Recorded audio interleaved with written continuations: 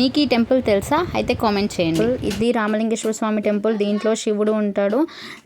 ఇక్కడైతే మహాశివరాత్రి ఉత్సవాలు అయితే చాలా ఘనంగా జరుగుతాయి. 5 రోజుల జాతర జరుగుతుంది. ఫస్ట్ డే ఒక పొద్దులు ఉంటాయి. సత్యనారాయణ స్వామి వ్రతం ఉంటుంది. సెకండ్ డే అన్న సంతర్పణ ఉంటుంది. థర్డ్ డే బండ్లు తిరుగుతాయి. ఫోర్త్ డే రథ మహోత్సవం. ఫిఫ్త్ డే రావణాసుడి వధ ఉంటుంది.